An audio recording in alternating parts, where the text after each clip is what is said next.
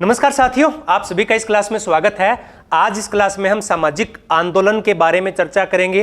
ये काफी महत्वपूर्ण टॉपिक है और प्रत्येक समाजशास्त्र की परीक्षा में पूछा भी जाता है। तो आज इस क्लास में हम सामाजिक आंदोलन के अर्थ एवं परिभाषा, इनकी विशेषताएं, सामाजिक आंदोलन क्यों होते हैं, इसकी उत्पत्ति क्यों होती है, यानी इसके सिद्धांत कौन कौन से हैं, सामाजिक आंदोलन कितने प्रकार के होते हैं, और इसके बाद में हम संक्षिप्त में प्रमुख किसान आंदोलन, जनजातीय आंदोलन और सामाजिक सुधार आंदोलन और श्रमिक आंदोलनों पे भी चर्चा करेंगे। तो आज की क्लास थोड़ी सी लंबी हो जाएगी, लगभग एक की आज की क्लास हमारी रहने वाली है। तो मैंने लगभग सभी टॉपिक्स जो सामाजिक आंदोलन के अंतर्गत आते हैं उन सबको लेने का प्रयास है वो किया है। तो सामाजिक आंदोलन क्या है? तो सामाजिक आंदोलन सामाजिक परिवर्तन का ही एक भाग है, एक रूप माना जाता है सामाजिक परिवर्तन। सामाजिक परिवर्तन कई तरीकों से आता है, उनमें से एक तरीका सामाजिक आंदोलन भी है। यानी सामाजिक आंदोलन पे हम चर्चा करेंगे कि सामाजिक आंदोलन और सामाजिक परिवर्तन में क्या अंतर है। तो ये सामाजिक परिवर्तन का एक रूप है जो संगठित या सामूहिक प्रयासों के रूप में समझा जाता है। सामाजिक आंदोलन संगठित या सामूहिक प्रयासों के रूप में समझा जा सकता है। एक इसका नेता जरूर होता है, लेकिन अकेला नेता कुछ नहीं कर सकता, इसके लिए सामूहिक और संगठन होना जरूरी है।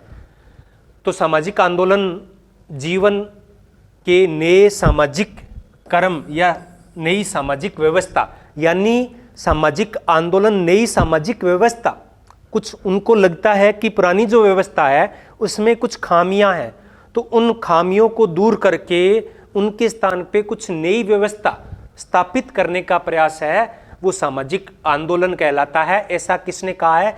ऐसा ब्ल्यूमर ने कहा है। किन्होंने कहा है? ब्ल्यूमर ने कहा है कि सामाजिक आंदोलन जीवन के नए सामाजिक व्यवस्था को स्थापित करने का प्रयास है, सामूहिक प्रयास है, नई सामाजिक व्यवस्था को स्थापित करने का, ऐसा ब्ल्यूमर ने कहा।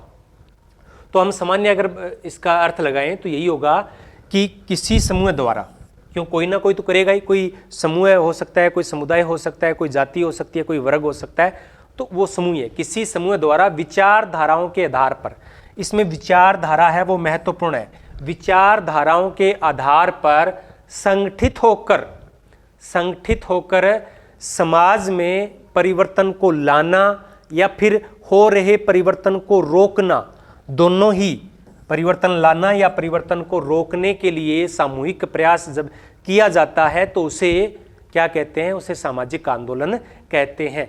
तो यहाँ हम सामाजिक आंदोलन की बहुत सारी विशेषताओं को ले सकते हैं, जैसे कि विचारधारा होना जरूरी है, संगठित होना जरूरी है, परिवर्तन लाना जरूरी है। तो ये सब सामाजिक आंदोलन में जरूरी है। अगर हम इसकी परिभाषाओं की बात करें तो मैंने बहुत ज़्यादा परिभाषाएं नहीं ली है, क्योंकि परिभाषाओं से प्रश्न है वो कम ही पूछे जाते हैं, लेकिन परिभाषाओं से हम सामाजिक आंदोलन का जो अर्थ है वो अच्छे तरीके से समझ सकते हैं। विल्सन ने क्या कहा है कि सामाजिक आंदोलन गैर संस्थागत साधनों द्वारा, गैर संस्थागत साधनों के द्वारा। अब संस्थागत साधन कौन से होते हैं? सरकार होती है। सरकार कभी भी सामाजिक आंदोलन लाने के लिए नहीं होते हैं। ज़्यादातर जो आंदोलन होते हैं वो सरकार या जो वर्तमान व्यवस्था होती है उसके विरुद्ध ही होते हैं।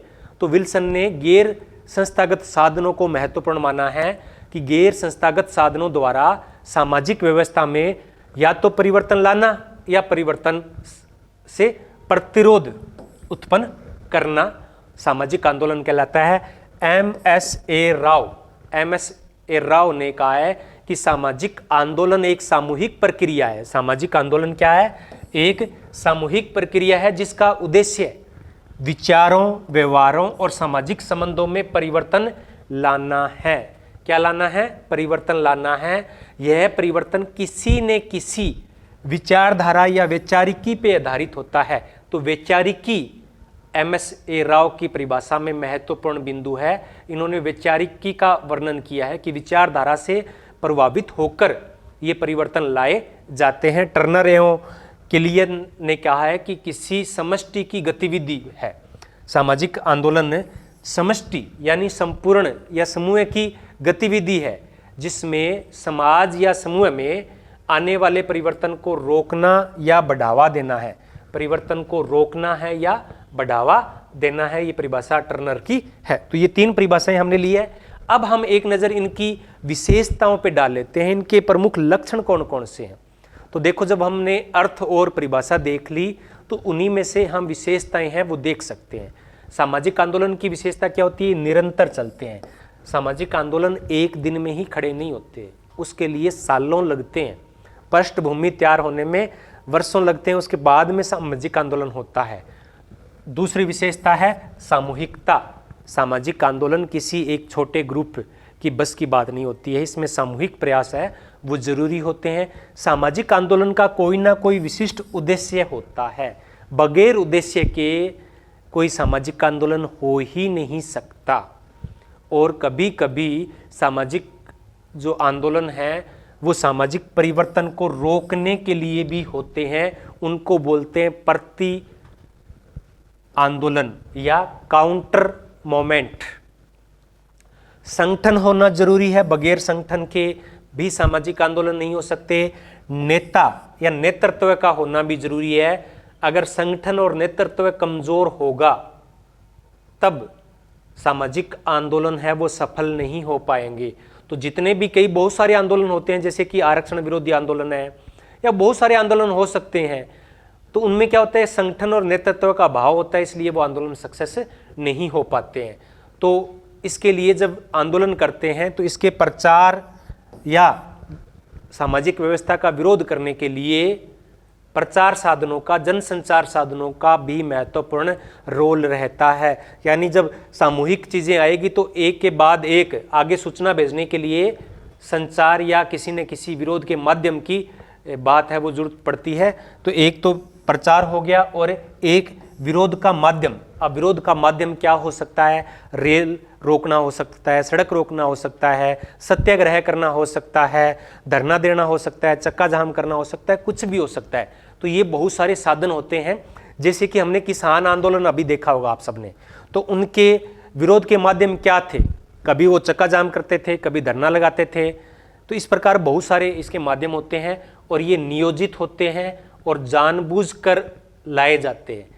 जो ऑटोमेटिक होते हैं, अपने आप होते हैं, स्वचालित होते हैं, वो सामाजिक आंदोलन नहीं होते हैं। वो सामाजिक परिवर्तन तो हो सकते हैं लेकिन सामाजिक आंदोलन नहीं होते हैं। तो ये सामाजिक आंदोलन की विशेषताएं हैं। वैसे इन चीज़ों को मैं एक नारीवादी आंदोलन में करवा चुका था, लेकिन यहाँ मैं थोड़ा सा ये डिटेल में पढ़ूंगा। उसके बाद जो किसान आंदोलन है, जनजाति आंदोलन है, उनको थोड़ा संक्षिप्त में पढ़ेंगे। वैचारिकी महत्वपूर्ण होती है। वैचारिकी MS राव ने महत्वपूर्ण माना है। और प्रत्येक सामाजिक आंदोलन का एक जीवन इतिहास होता है। क्या होता है? प्रत्येक सामाजिक आंदोलन का एक जीवन इतिहास होता है। यानी उसकी शुरुआत होती है, जन्म होता है, फिर वो अपनी यौवन अवस्था पे आता है, फिर प्रौढ़ावस्था में आता है और फिर समाप्त हो जाता है। जीवन इतिहास का मतलब यहीं से है। जो रूपांतरण हो गया ना, बचपन से फिर यौवन, यौवन से प्रौढ़, प्रौढ़ से वृद्ध और वृद्ध से समाप्त। और इसकी जो शुरुआत है, इसका जो जन्म है, वो किसी एक व्यवस्थित विचार पद्धति या विचारधारा से ही होता है। यानी आंदोलन की शुरुआत एक विचार से होती है और विचार ही बाद में बीज बनता है, बीज ही बाद में वृक्ष बनता है। और जब ये कई बार, जैसे कि अप्रैल 2012 के अंदर अन्ना हजारे आंदोलन हुआ था, तो उसमें एक विचार था कि करप्शन को समाप्त करना है।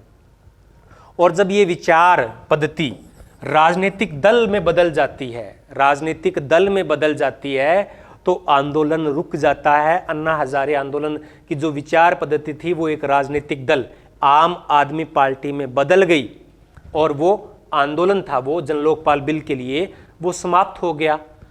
इसलिए टी.के. ओमन ने केरल के भूमि संबंधी आंदोलनों का अध्ययन किया। टी.के. ओमन ने केरल के भूमि संबंधी आंदोलन का अध्ययन किया है। तो उन्होंने कहा कि लामबंदी और संस्थागत होने की प्रक्रिया साथ साथ हो सकती है।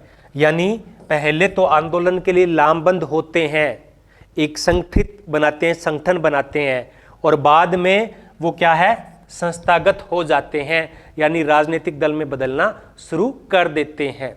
तो ये दोनों प्रक्रियाएं एक साथ चलती है, ऐसा टी.के. ओमन ने कहा है। अब बात आती है कि सामाजिक आंदोलन के प्रकार कितने हैं।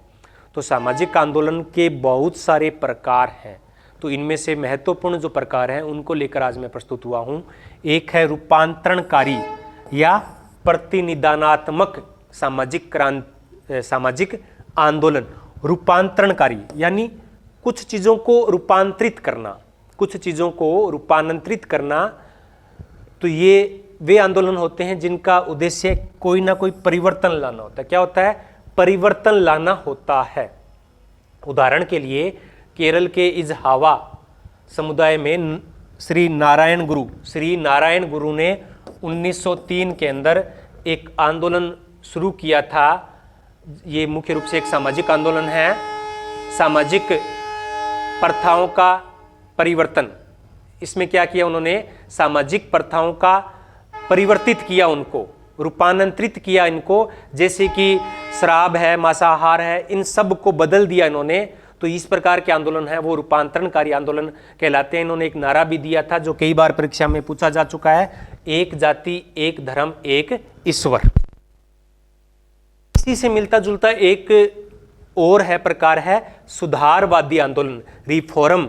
यानी किसी भी सामाजिक या राजनीतिक व्यवस्था में, किसी सामाजिक या राजनीतिक व्यवस्था में जो वर्तमान के अंदर है उसमें धीमे और प्रगतिशील चरणों से बदलने का प्रयास करना, उनमें सुधार करना। जैसे भाषा के आधार पर पुनर्गठन, राज्यों का पुनर्गठन हुआ धीरे धीरे करके।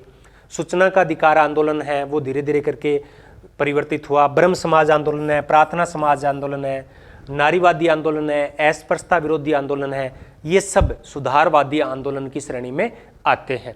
आगे है क्रांतिकारी आंदोलन। क्रांतिकारी का अर्थ होता है क्रांति करना। क्रांति का अर्थ होता है आमूलचूल परिवर्तन, यानी जो व्यवस्था में आमूलचूल परिवर्तन लाना चाहते हैं, अचानक से ही उसको बदलना चाहते हैं, तो इस प्रकार के आंदोलन है वो क्रांतिकारी आंदोलन कहलाते हैं। और इसमें हिंसा का सहारा है वो लिया जाता है। जैसे कि 1789 में फ्रांस की क्रांति है। एक दिन में ही जो फ्रांस का राजा था, लुई 16वां था शायद तक, उसको गद्दी से उतार दिया और एक प्रकार से लोकतंत्र की स्थापना कर दी एक ही दिन में, कुछ ही पलों के अंदर। इसी प्रकार से 1917 के अंदर रूस की जो बोल्शेविक क्रांति हुई थी, उसके अंदर भी एक रात के अंदर ही तख्ता पलट है वो हो गया था। और इसी प्रकार का कुछ प्रयास है वो भारत में नक्सली आंदोलन के द्वारा किया जा रहा है, जो दमनकारी भूस्वामियों और राज्य अधिकारियों को हटाना चाहते हैं। तो ये सब क्रांतिकारी आंदोलन की श्रेणी में आता है। और जब इस प्रकार की क्रांतिकारी आंदोलन सफल नहीं हो पाते हैं, तब क्या किया जाता है कि वैकल्पिक समाज के निर्माण की बात आती है। क्या आती है? वैकल्पिक समाज के निर्माण की बात आती है। वो मुख्य समाज को बदल नहीं पाते हैं तो उनसे क्या है, नाता तोड़ लेते हैं और अपना नया सिस्टम स्थापित कर लेते हैं, अपनी नई सरकार ही बना लेते हैं। कहीं ना कहीं नक्सलवादी आंदोलन भी इसी श्रेणी में आता है। वहाँ क्रांतिकारी बदलने का प्रयास किया, कुछ हद तक सफल भी हुए और नहीं भी हुए।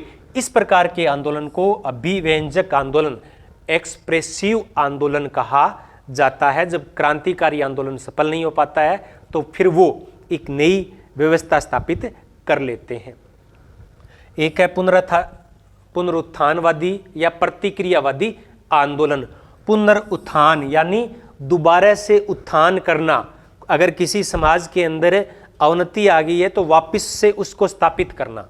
तो ये परिवर्तन विरोधी आंदोलन होते हैं। ये मुख्य रूप से क्या होते हैं? परिवर्तन विरोधी आंदोलन होते हैं। जो परिवर्तन होता है उसको वापस उसी स्थान पे ले जाना चाहते हैं, व्यवस्था को उसी रूप में लेना चाहते हैं जो पहले थी।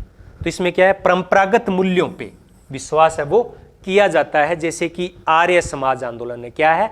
आर्य समाज आंदोलन है। उन्होंने क्या नारा दिया था? वेदों की ओर लौटो, यानी वापस वही व्यवस्था स्थापित करने का, यानी पुनरुत्थान करना। देवबंद आंदोलन भी इसका उदाहरण है। एक है स्वप्नदर्शी या यूटोपिया। यूटोपिया होता है, अर्थ होता है कि सपने हैं, कोरे सपने हैं जो कि कभी भी साकार नहीं होने। जैसे कि भूदान आंदोलन है, ग्रामदान आंदोलन है, साम्यवादी आंदोलन है। दुनिया के अंदर आज कहीं भी साम्यवादी व्यवस्था अपने सही रूप में नहीं है। तो जो कार्ल मार्क्स ने साम्यवादी आंदोलन का जो सपना देखा था वो अभी भी पूर्णतः साकार नहीं हुआ है। इसी प्रकार से विनोबा भावे ने भूदान का आंदोलन का सपना देखा था, वो भी ज़्यादा सफल नहीं हो पाया है। एक है विमोचक आंदोलन। विमोचक आंदोलन यानी इसमें क्या होता है कि संसार को त्याग कर आध्यात्मिक, क्या है, आध्यात्मिक दिशा में अपने आप को लौटाना। आध्यात्मिक एक प्रकार का आंदोलन है जो विमोचक यानी मोह भंग हो जाना, संसार से मोह भंग हो जाता है और आध्यात्मिक की ओर लौटते हैं। इसी प्रकार से योगेंद्र सिंह ने भी आंदोलन की दो विशेषताएं बताई थी, दो दशाएं बताई थी, एक एकात्मकता की दशा और एक विसंगति की दशा। एकात्मकता की दशा और विसंगति की दशा। अब है कुछ नए प्रकार के वर्गीकरण हैं, नए और पुराने सामाजिक आंदोलन। नए और पुराने सामाजिक आंदोलन, तो इसके आधार पे हम आंदोलन को समय के आधार पे दो भागों में विभाजित कर सकते हैं, पुराने सामाजिक आंदोलन और नए सामाजिक आंदोलन। तो वे आंदोलन जो वर्ग आधारित थे, पुराने प्रकार के थे, जैसे कि मजदूर आंदोलन है, कृषक आंदोलन है, ये सब पुराने आंदोलन की श्रेणी में आते हैं। और जो नए सामाजिक आंदोलन होते हैं वो किसी एक वर्ग विशेष पर आधारित न होकर सामूहिक होते हैं, यानी उसके अंदर किसी एक पर्टिकुलर वर्ग का नहीं आता है, उसमें सभी वर्ग का। यहाँ तात्पर्य क्या हो जाता है कि एक आर्थिक स्थिति वाले, एक आर्थिक स्थिति जिनकी समान होती है या एक होता है, तो इस प्रकार के जो आंदोलन होते थे वो पुराने आंदोलन कहलाते हैं। और जो नए आंदोलन होते हैं वो इस प्रकार के वर्गों पर आधारित नहीं होकर सामूहिक होते हैं। जैसे कि महिलावादी आंदोलन है तो उसमें मध्यम वर्ग की महिलाएं आ जाती है, उच्च वर्ग की महिलाएं आती है, निम्न वर्ग की महिलाएं आती है। पर्यावरणीय आंदोलन, तो ये सब, या मानवाधिकार आंदोलन, ये नए सामाजिक आंदोलन के प्रकार है। इसी प्रकार से P.N. मुखर्जी ने आंदोलन के दो प्रकार बताए, एक क्रांतिकारी आंदोलन और एक कवासी आंदोलन। क्रांतिकारी आंदोलन और कवासी आंदोलन, तो ये हम इन पे चर्चा कर चुके हैं। क्रांति होते हैं जो संपूर्ण परिवर्तन लाना चाहते हैं, और जब आंदोलन का उद्देश्य सिर्फ प्रणाली के अंदर ही कुछ सुधार, प्रणाली के अंदर ही कुछ परिवर्तन लाना होता है, तो उसे क्या कहते हैं, उसे कवासी आंदोलन कहते हैं, यानी सुधार आंदोलन हो गए और ये क्रांतिकारी आंदोलन हो गए। टूरेन ने 1960 के दशक में के बाद के जो आंदोलन है उनको नए सामाजिक आंदोलन के तौर पे देखा है, जो नई सामाजिक हितों के संभावी वाहक हैं। नए सामाजिक हित यानी जो सामूहिक हित है, पर्यावरण हम सबका सामूहिक हित है, मानवाधिकार हम सबका सामूहिक हित है। महिलावादी जो आंदोलन है वो भी क्या है, सभी वर्गों की महिलाओं के सामूहिक हित है। तो ये सामूहिक हितों के संभावी वाहक हैं। आजकल जो एग्जाम के अंदर पूछा वो थोड़े से लीक से हटकर है, तो मैं चीजें अभी बता रहा हूं आपको। देखो, लेवल, तीन प्रकार के लेवल होते हैं एग्जाम के प्रश्नों के, तीन प्रकार के लेवल होते हैं। एक होता है आसान लेवल, बेसिक लेवल, एक होता है मीडियम लेवल और एक होता है हाई लेवल। तो धीरे धीरे जो एग्जाम का पैटर्न है, पहले तो बहुत आसान लेवल आता था, अब आसान लेवल तो आप कल्पना ही मत करो। अब जैसे क्या होता है कि जब पेपर बनाते हैं तो उनको टारगेट दिया जाता है कि जैसे 100 प्रश्न है, 100 में से 30 प्रश्न तो आएंगे आपके बिल्कुल 30 प्रश्न आएंगे मुश्किल लेवल के और 40 प्रश्न आएंगे हाई लेवल के, यानी जो आधुनिक अध्ययन हो रहे हैं। तो जब ये आंदोलन पढ़ेंगे, तो मैं इग्नू की बुक पढ़ रहा था, तो उसमें बहुत ज़्यादा थिंकर्स दिए गए हैं, बहुत सामाजिक आंदोलन पे चर्चा की गई है। तो यहाँ को कुछ को लेके आया हूँ, मैं सभी को लेके नहीं आया हूँ, क्योंकि 30% ईजी हो जाएंगे, 30% है वो मीडियम हो जाएंगे। अगर हमें कोई एग्जाम क्लियर करना है, विशेष तौर से नेट प्रोफेसर का, तो धीरे हमें, क्योंकि जो +2 लेवल के होते हैं वो तो ज़्यादा मुश्किल नहीं आते हैं, लेकिन जो BA लेवल के और जो MA लेवल के होते हैं वो होते हैं। तो विशेष तौर से जो MA लेवल के होते हैं, तो हमें धीरे धीरे अपना स्तर है वो अप करना पड़ेगा।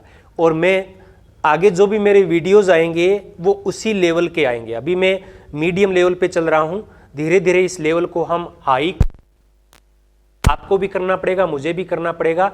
हाँ, इससे काम चल जाएगा अपना, लेकिन अच्छी रैंक अगर जेआरएफ करनी है तो काम नहीं चलेगा। आगे है नए और पुराने सामाजिक आंदोलन में अंतर क्या है। नए और पुराने सामाजिक आंदोलन में अंतर क्या है? तो पुराने जो सामाजिक आंदोलन होते हैं वो राजनीतिक दलों से प्रभावित होते हैं, राजनीतिक विचारधारा से प्रभावित होते हैं, और जो नए सामाजिक आंदोलन होते हैं वो किसी सत्ता के गुलाम नहीं होते हैं, वो जीवन की गुणवत्ता चाहे वो मानवाधिकार है, नारीवादी है, पर्यावरणवादी आंदोलन है, उनसे संबंधित होते हैं। नए जो सामाजिक आंदोलन होते हैं वो काफ़ी विस्तृत होते हैं, वो राज्य तक सीमित नहीं रहते हैं या किसी एक जाति तक सीमित नहीं रहते हैं, किसी एक वर्ग तक सीमित नहीं रहते हैं, वो संपूर्ण भारत के अंदर या पूरे विश्व के अंदर फैल जाते हैं। पुराने आंदोलन होते हैं वो क्या होते हैं थे और स्थानीय समस्याओं पर ही केंद्रित होते थे। नए सामाजिक आंदोलन हैं उनमें प्रजातांत्रिक नेतृत्व है या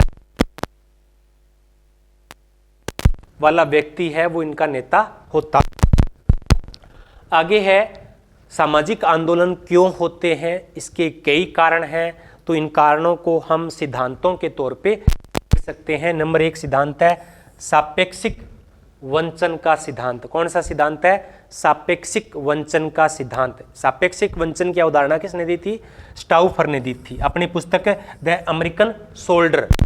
तो ये एक मार्क्सवादी दृष्टिकोण पर आधारित है। किस पर आधारित है? मार्क्सवादी दृष्टिकोण पर आधारित है। मार्क्सवादी ने क्या कहा था कि 2 वर्ग होते हैं, एक वर्ग होता है उच्च वर्ग, शोषक वर्ग, और दूसरा होता है शोषित वर्ग। तो जो शोषित होता है वो क्या अपने आप को सापेक्षिक रूप से वंचित महसूस करता है। क्या करता है? सापेक्षिक रूप से वंचित महसूस करता है। तो जो वंचित महसूस करता है वो अपने आसपास के समूह में लोगों को इकट्ठा करता है, सापेक्षिक वंचित महसूस करते हैं, वो एकजुट होते हैं और वो आंदोलन करते हैं। तो भारत के अंदर जैसे दलितवादी आंदोलन है या फिर किसान आंदोलन है, जितने भी आंदोलन है या महिलावादी आंदोलन है, वो सब अपने आप को वंचित महसूस करते हैं, तभी आंदोलन करते हैं। जो ब्राह्मण वर्ग होगा, पुराने समय की जो हमने दलित आंदोलन हुए थे, तो ब्राह्मणों ने कभी भी आंदोलन नहीं किया या पुरुषों ने कभी भी आंदोलन नहीं किया, क्योंकि वो तो सत्ता में थे। जो सत्ता में नहीं होता है, जो वंचित होता है, वही आंदोलन करता है। MS राव ने इस सिद्धांत का समर्थन किया है।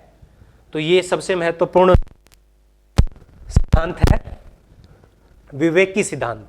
विवेकी सिद्धांत है वो ओल्सन ने अपनी पुस्तक the logic of collective action, Olson ने दिया है अपनी पुस्तक the logic of collective action में। विवेकी यानी विवेक पूर्ण तरीके से सोचता है।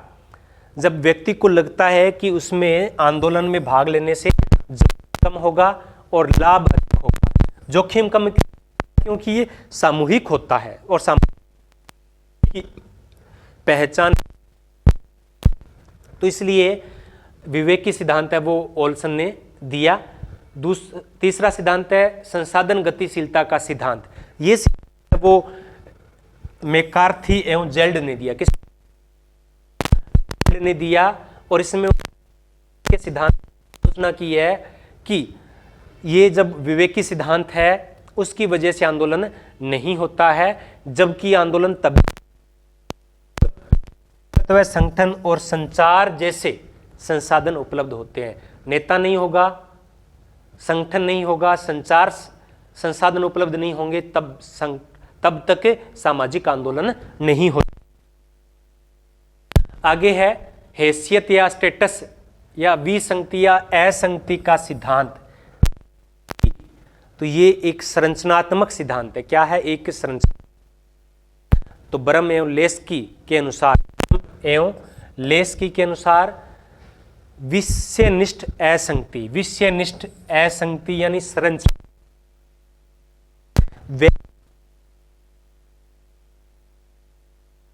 है महसूस करता है, यानी समाज के अंदर जब तो कुछ व्यक्ति तनावग्रस्त